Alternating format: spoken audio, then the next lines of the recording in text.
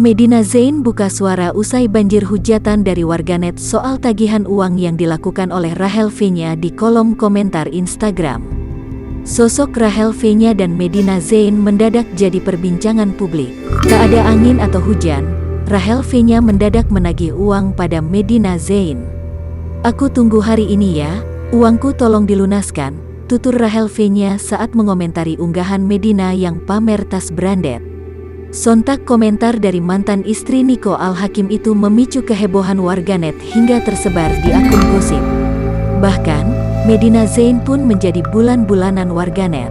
Hingga akhirnya Medina pun langsung menutup kolom komentar Instagramnya. Meski kolom komentar telah ditutup, rupanya kritikan dari warganet masih menghampiri Medina Zain via direct message DM Instagram. Tak ingin polemik ini terus berlanjut, akhirnya wanita 29 tahun ini memberikan klarifikasinya terkait dengan hebohnya komentar Rachel V-nya di unggahannya.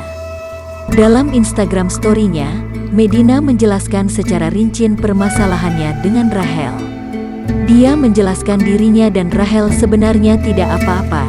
Apa yang terjadi saat ini hanyalah kesalahpahaman saja.